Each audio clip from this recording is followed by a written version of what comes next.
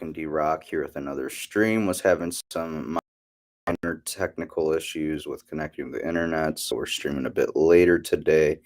It's Thursday, January 19th, 9:54 a.m. Central Standard Time. For watching us live, crypto market cap dipped below 1 trillion dollars. Pardon me. The past 24 hours, seeing some volatility out of Bitcoin and crypto.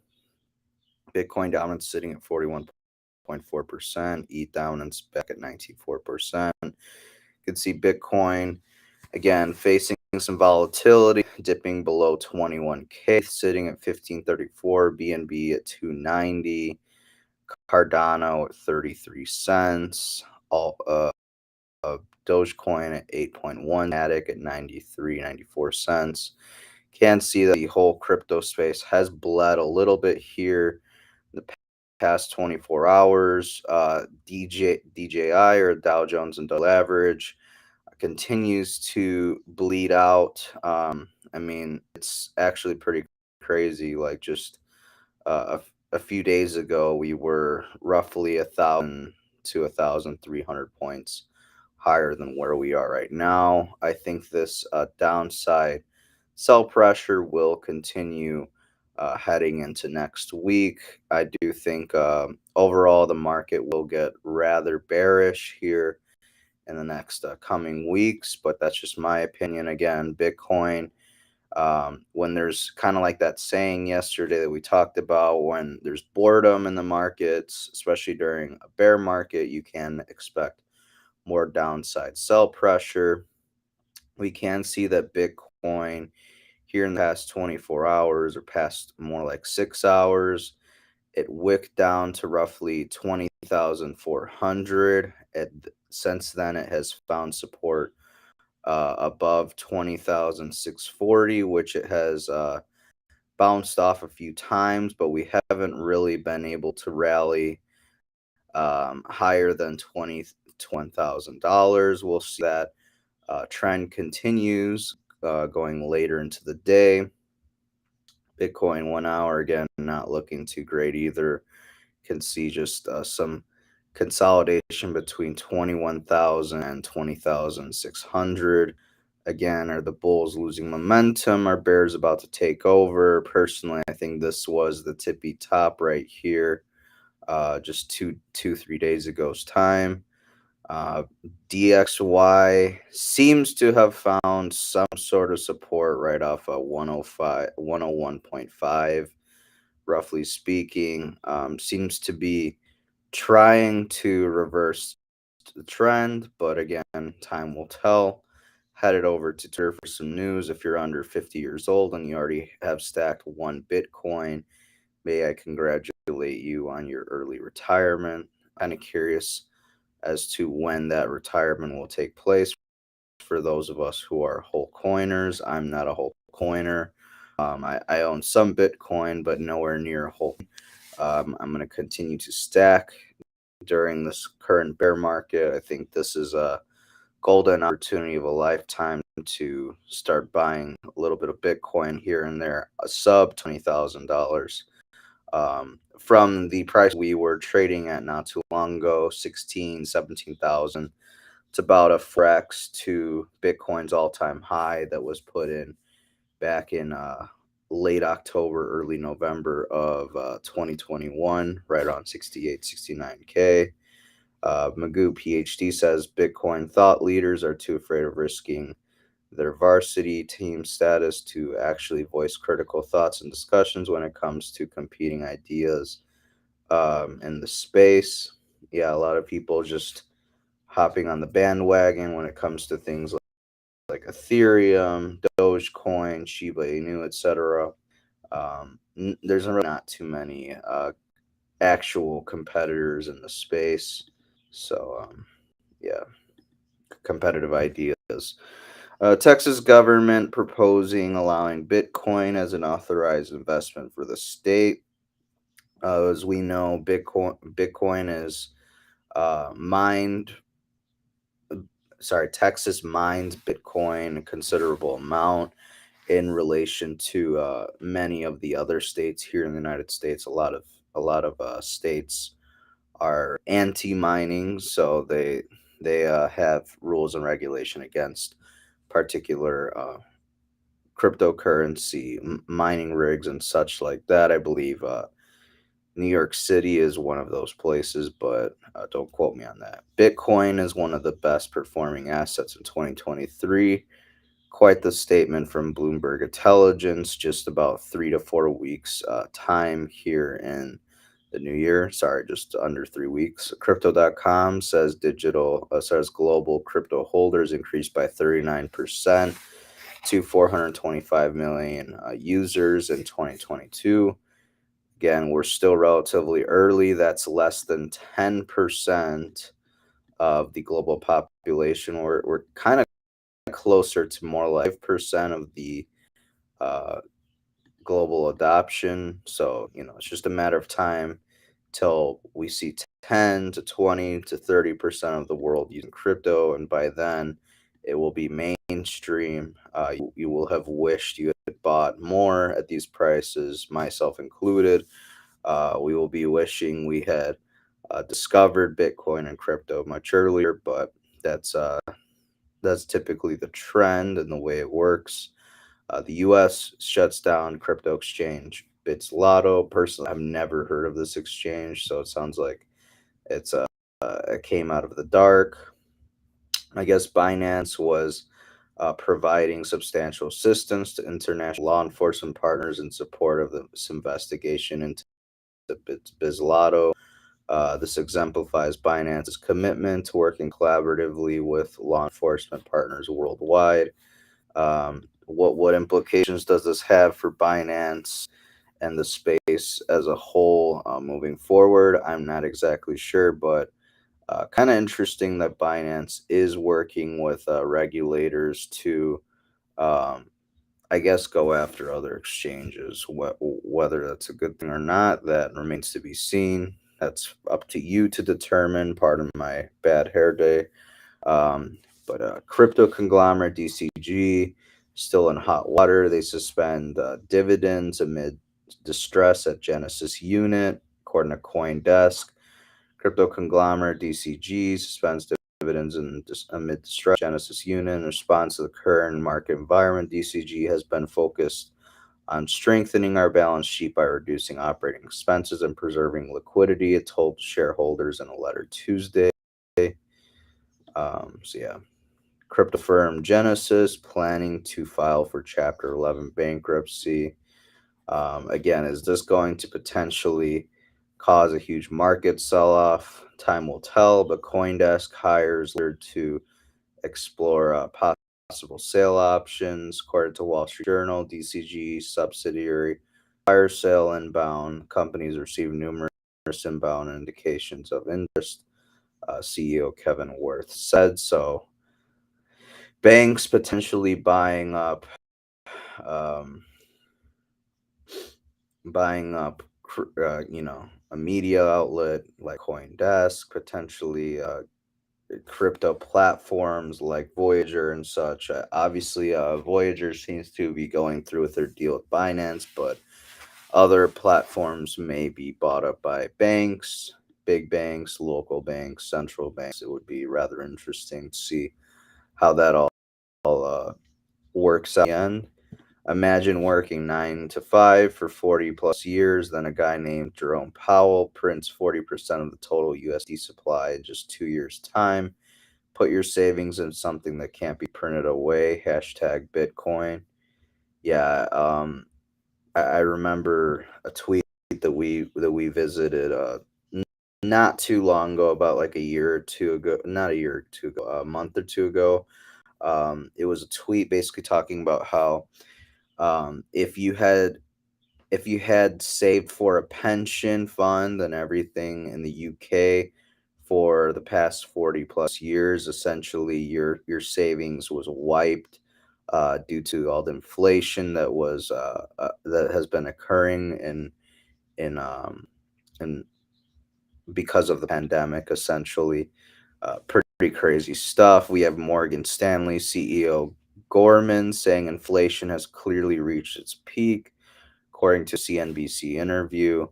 Obviously, some people have differing views. JP Morgan CEO Diamond says rates will probably go higher than 5%. I think that's a safe bet. I mean, considering inflation sitting at 5 to 6%, even with interest rates sitting at, I believe, like 4.25%, right around there.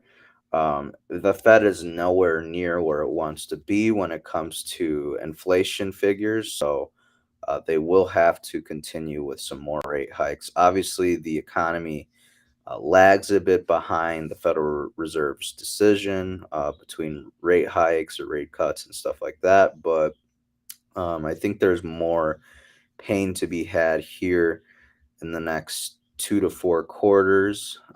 Here in the US, at least, I think we could probably expect another 3 to 4 rate hikes, somewhere in the ballpark between 25 and 75 basis points. I think that would get the Federal Reserve to the numbers it wants to see when it comes into regards with things like inflation.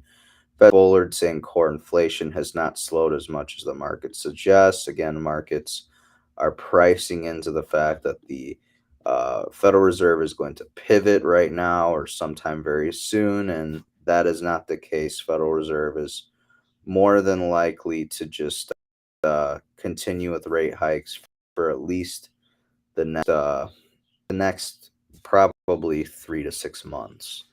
ECB, the European Central Bank's guard, saying we will stay course with rate hikes. So it looks like ECB doesn't look to be um, changing their course or their path when it comes to rate hikes. They will continue with the rate hikes.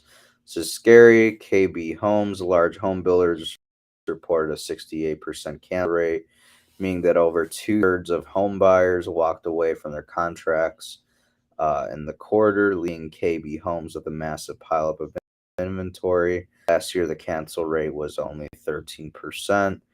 Again, comparing the current rates to how they've been here in the past few years is rather concerning. Definitely a sign that we are in the beginnings or we are deep within a recession already. Pretty crazy stuff. Um, Pretty much almost trumps all these numbers combined, but comes a bit shy. Greta Thunberg faking being arrested in a protest in Germany. Here's the Green Movement hoax. Supposedly Greta Thunberg being arrested here. She's like grimacing, kind of smiling. Meanwhile, the whole green movement reality that they want to implement is this. Here we have uh, poor young kids over in Africa, essentially being used as labor to extract these rare earth metals. God knows what they are exposed to. Some people just kind of shrug this off, like, "Oh, well, it's a necessary step in the evolution of progress." Blah blah blah. Personally, if this is what progress looks like, I don't want any of it. I think there are better ways in which we can proceed with processes like these, but that's just my opinion. Let me know what you think down below. German leaders said their nation didn't need nuclear or natural gas because it could rely 100% on renewables. They laughed in, whether you like him or not, Donald Trump's face when he said that they would be entirely reliant on Russian gas. Since then, the Germans have been forced to deploy a massive excavator to destroy forests and villages to get at the dirtiest form of coal underneath them, just so they can survive the winter. I think this winter will be rough, but it'll be interesting to see uh, how next winter pans out because we're expected to have a mild winter by on average this year comparison to the average. So that kind of alleviates some of the need for coal, natural gas, and such, but doesn't get rid of the necessity for either of those two resources entirely. It just cuts down a little bit on how much people will need. Man discovers brand new EV Hummer will take 5 days to fully charge. Yikes, not a good look for Greta Thunberg or her green movement advocates. JP Morgan CEO Diamond just coming out and saying that oil and gas will be necessary for the next 50 years. There you go. Eat it, Greta Thunberg. Cry a little bit more on camera. Try and act like you're not smiling or grimacing into the camera. Such a poser. You're being used as a tool, and whether you know that or not is pretty sad.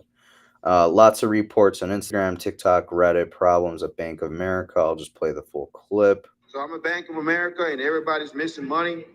I'm Many also missing customers are money over missing money and not $1,300. And they're getting telling me to call answers. customer service. And they keep hanging up on people. This another person here is also missing money. So we're trying to see what's going on. Money's missing today, and we need our money. And they're already telling us to call customer service. And customer service ain't doing nothing about it. So just a heads up, if anybody's experiencing this, please let us know, because this is not right. I'm missing $1,400 from my account, and they're telling me that there's no way they can help us. This guy's missing money too. This other person is missing money too. And you missing money too? There you go. So this is not something that's just one person. This is Pretty everybody's crazy, happening to kind them. of a scary precedent. Could we see this happening potentially at other big name banks like Bank of America, whether it's Wells Fargo, Chase? I know over here we have PNC. For uh, f- uh, f- um, Fifth Third Bank. I mean, like what are the what follow this is what essentially what I'm talking about. Like, are we gonna see a bank run here in the next 3 to 6 months? I don't know, but definitely gives you the idea that you probably shouldn't keep all your chips in one bank. Should probably spread out the funds, if not keep some of that cash on hand, because God forbid you need that money and the bank doesn't have it, or for whatever reason your account's negative, because the bank is playing stupid games, trying to win stupid prizes. I don't know. Maybe keep part of your money out of the bank.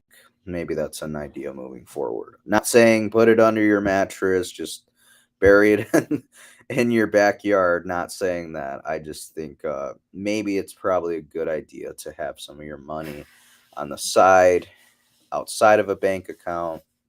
That way, something like the video we just went through doesn't occur. Rebel News tracked down the oligarchs sneaking into Davos. No carbon credits for these elites. They fly in private jets, dash across country in helicopters, then are whisked off to meetings in tinted window Mercedes. Um, Go check these guys out. They're doing, in my opinion, God's work by reporting on um, what's going on over at Davos with the World Economic Forum. Albert Bourla, the CEO of Pfizer, was asked several times by these two young gentlemen, Avi Yamini and this guy from Rebel News, basically asking him, like, why is a medical procedure that you sold as being super effective, why is it getting all these side effects, blah blah blah. And Albert Bourla had nothing to say, and he was asked several times by both journalists. So interesting how we have a discrepancy between one CEO and another CEO. The other guy from yesterday seemed to be pretty open to talking to the camera, and at least in comparison to Albert Bourla. But even then, he was kind of hushed to not talk. Here we have Moderna CEO saying he wants to have an mRNA factory on every continent at Klaus Schwab's World Economic Forum. Again, this is they're looking to scale things up, considering everything that's happened with recent pandemic. They want to be prepared for the next one. As Bill Gates puts it. Here we have Richard Edelman, CEO of the world's largest PR company, telling business to deprive social media platforms that spread disinformation of oxygen. Um,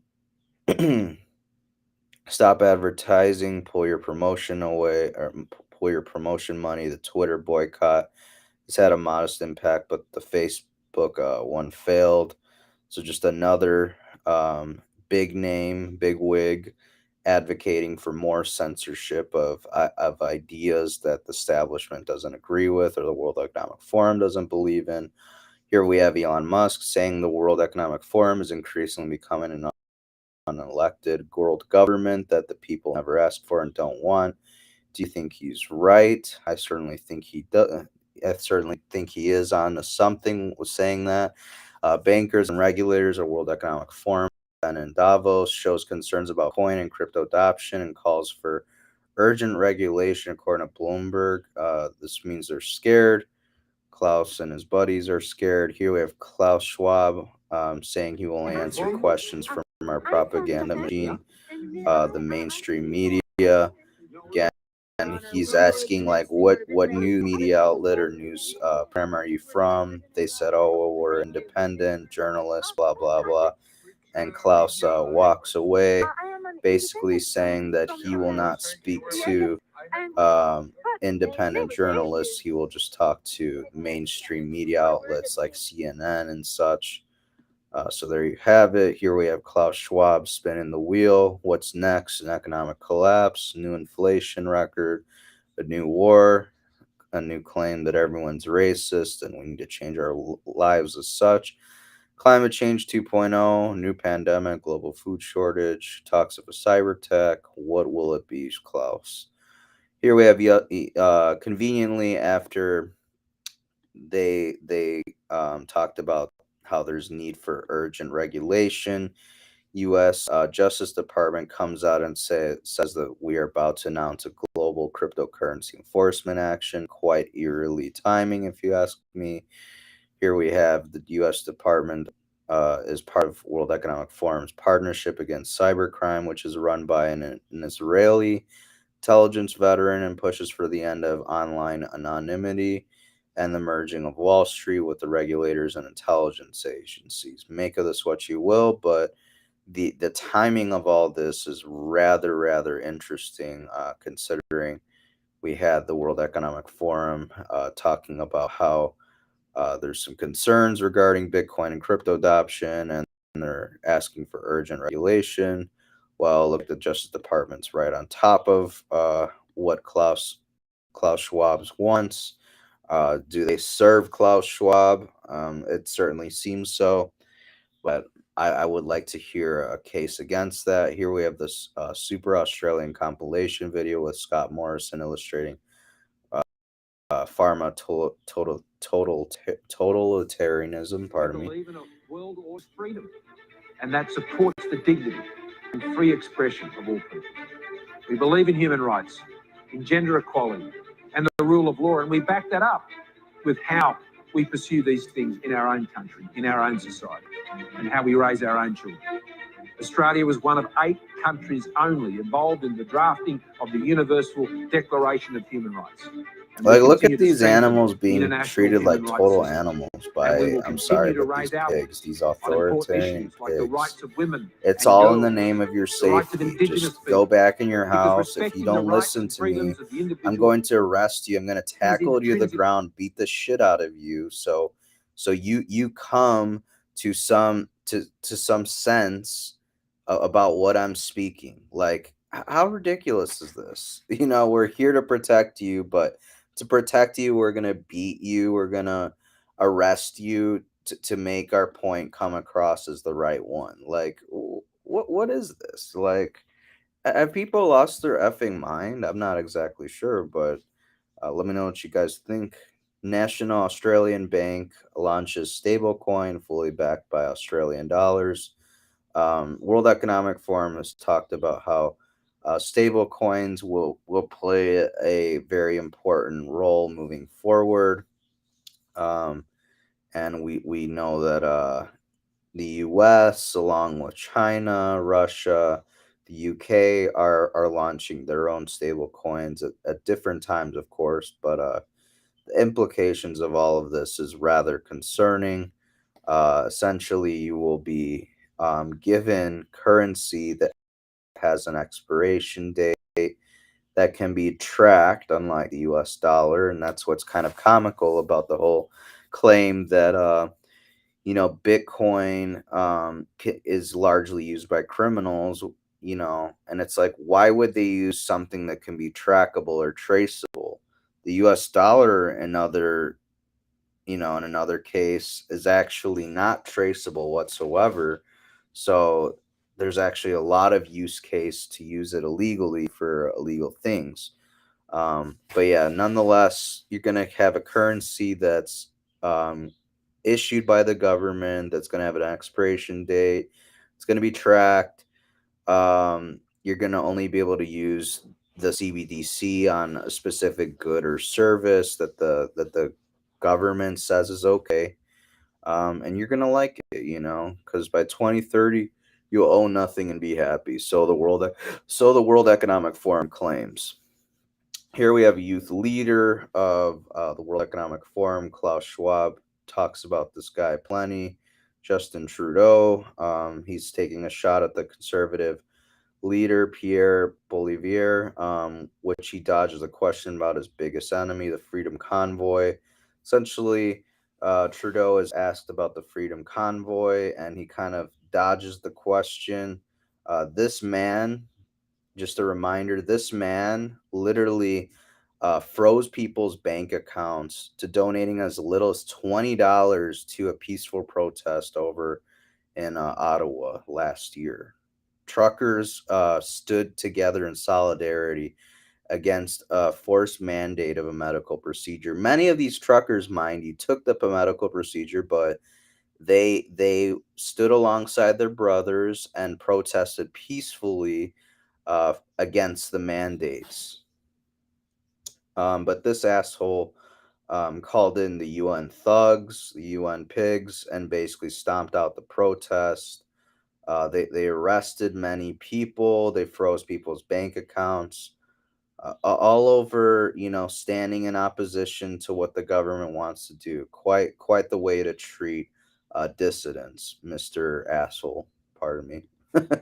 In other news, another youth leader is actually stepping down. Here we have the Prime Minister of New Zealand, Jacinda Ardern, suddenly resigning. Kind of interesting development there. Just a reminder, she ran a campaign against those of us who refused to take a medical procedure, essentially created a two-tiered society with the have-bees and have-be-nots. The people who refused to take a medical procedure were the have-be-nots, and were basically excluded from doing certain activities, just like many other cities across the world and other countries. Yeah, she's stepping down, and this guy says they are going to start resigning before they start getting prosecuted, and that's the truth. A lot of these people, like her and Trudeau, abused human rights on a scale like we've never seen before, and they need to be held accountable so things like this do not happen again. Here we have Robert F. Kennedy tweeting out huge win on children's HD lawsuit. New York Supreme Court rules could vax mandate for healthcare workers null and void.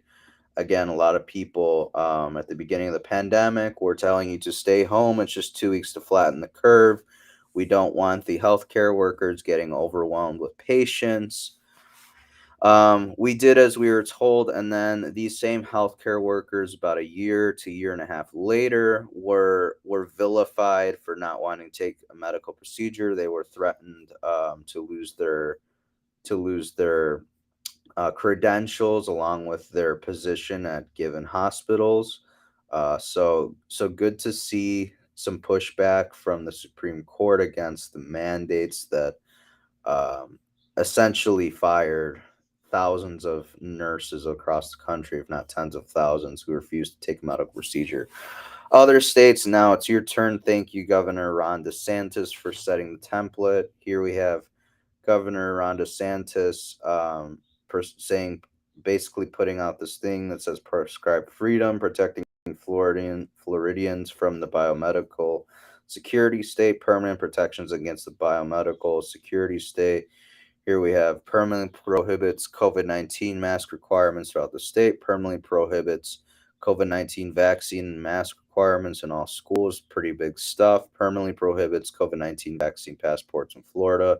Permanently prohibits employers from hiring or firing based on whether you took a medical procedure or not, protecting medical freedom of choice. It's true. That's what's kind of comical about all this. A lot of liberals like to claim that they stand on the side of my body, my choice, but when it came to medical procedures like the vaccine, they were saying, just get jabbed, you asshole. You're a selfish piece of shit if you choose not to do that. Interesting hypocrisy there. They're also prohibiting discrimination based on your status, of whether you took the medical procedure or not. Removes two-tier test and mass discrimination. Protecting medical freedom of speech. Protects medical professionals' freedom of speech to speak out against the issue of mandates and stuff like that. Protects the right to disagree with the preferred narrative of medical community. Again, the medical community, by and large, from the onset of the pandemic, said that you just need to do what you're told. Don't question the science, even though questioning the science is actually science. Science isn't definite. It's not a definitive. It's always evolving. It's always changing. Protects the religious views of medical professionals. Again, very cool to see Florida and Ron DeSantis pushing this forward. I hope we see other states implement something similar or do something similar, because it's rather disgusting what these assholes have gotten away via mandates and such. How they track your money versus how they track the money they take from you. Here we have Arizona created a nationwide surveillance program to track Americans' personal money transfers. 600 law enforcement entities, including the FBI, have access to a massive nonprofit database. Meanwhile, the Pentagon still can't account for roughly $220 billion in equipment. Governor Watchdog says, yeah, not a great look. So again, rules for thee, but not for me. We're going to watch everything you do with the cash in your hand, or how much money you send on Venmo, etc. But when you ask us of where hundreds of billions, if not trillions of dollars, just go missing over at the Pentagon, nothing to see here, folks. Look the other way. Don't question the narrative. But that about does it for today's stream, folks. Hopefully you guys enjoyed. If you did find it educating, entertaining, or informational, please like and subscribe, hit the notification bell to be notified when we go live next. I will see you guys all tomorrow, 9:15, 9:30 a.m. Central Standard Time. Until then, I hope you all